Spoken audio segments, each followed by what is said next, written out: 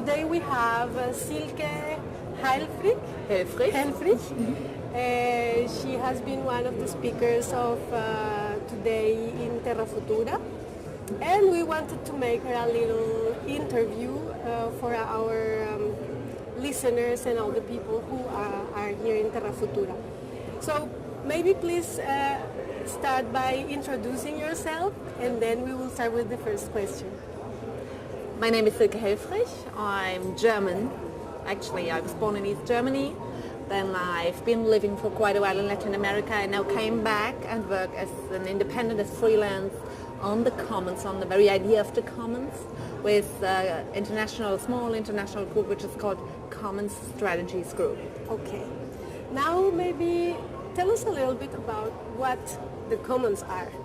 What the commons are? What do you think they are? Normally, if you ask people on the street, they would list you a number of resources like water and forest and public space and perhaps the language or the software. So there is a confusion between that idea of the commons are common pool resources or resources we use together. This is one idea. The other idea is, which is also a little wrong, is the commons are those things we collectively own. Commons is collective ownership. So one idea, both ideas are kind of too short. One idea is only focused on the resources, and the other idea is only focused on the ownership issue. Meanwhile, we say, or as history shows, or social practice shows, and the studies on the commons show that commons in reality is a social practice. It's a way we can relate to each other using resources which don't belong to anybody individually. Okay. For instance, you cannot conceive water, we inherit it, as private property of only one person. You cannot conceive the language we speak as private property from only one person. Mm-hmm. Those resources we use all together are our inheritance or are collectively produced for centuries or donated to us by some people. And so the commons is the way we relate to those things in order to reproduce them constantly, not as a good for the market or a product to sell on the market, but as a thing we can access and use simply because we are human beings. Okay, very good. During the dialogue,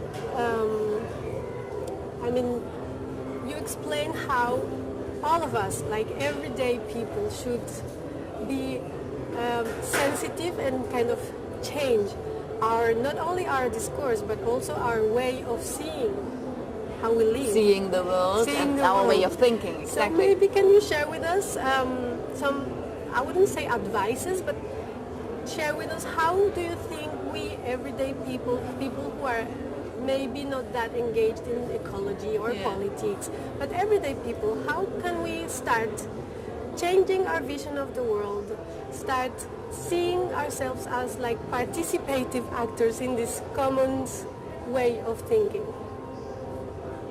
You know, I work on the commons for about 5 years. Yes. I always dealt during that time with the complexity of sociological and economical explanations and concepts. Yes. And right now, after that time, I realized that it is very simple. The first thing we have to do is change our way of thinking, actually. That means we're used to think in either or categories. Yes. Either market or state, either competition or cooperation, either private or public, either good or bad, don't you? Yes, of course, absolutely. So the first thing we have to do is go beyond the either or categories and realize that there is a third thing and that all those things are connected.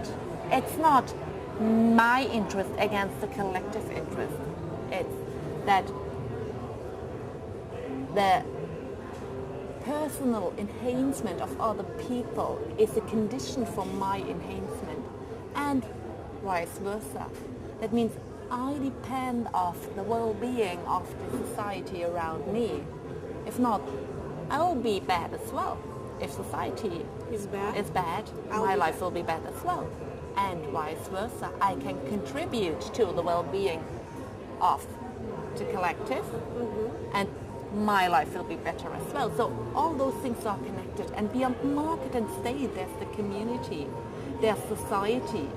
So the first thing we have to do is get out of this way of bipolarity, either or categories. Dichotomical. Yeah, dichotomical categories, exactly. The second thing is we have to get rid of some of the basic concepts of the conventional economy. Let me put an example. Scarcity. Even the ecologists are used to think that the resources are scarce. I know that's a provocative way of approaching the issue and thinking, but almost all of us are used to think that resources are scarce. So we say no. Think about it. There's a difference between scarcity and limitedness. Resources are limited, so our very task is to deal with limitedness. Resources, we are so focused on the idea of scarcity because scarcity is the main feature of the market economy. Okay. Things which are not scarce cannot be converted into goods for the market, into products. So if we think about the common pool resources like water and air, there is plenty for us. Or there have been ways, traditional ways of dealing with limited water resources in order to provide enough for all to make a living in a certain area. Let me give you a concrete example. We are all focused on the idea of scarcity, right? And the reason is that scarcity is one of the main features of the market economy. You cannot convert things who are not scarce into a commodity.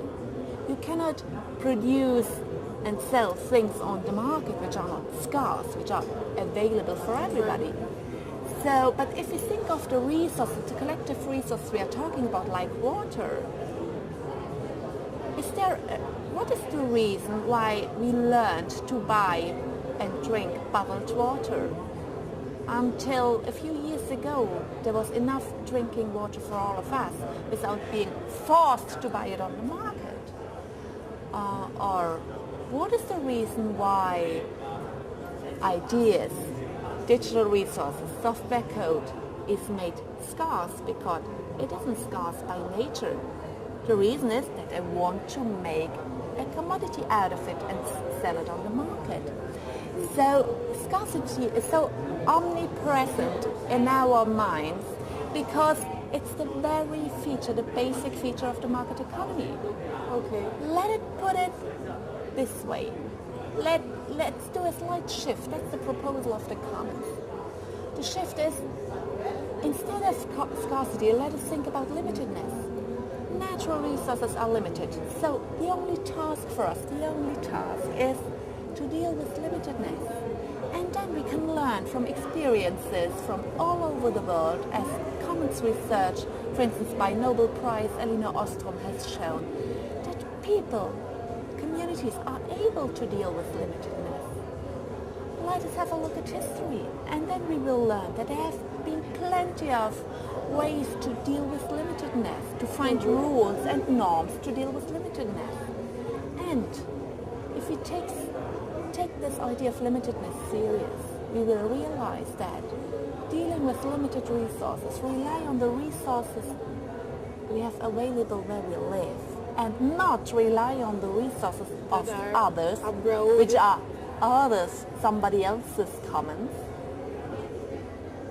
will fit much better with our personal limits, our social limits. I think that the exhaustion, the depletion of material, of ecological resources is linked to social exhaustion and depression.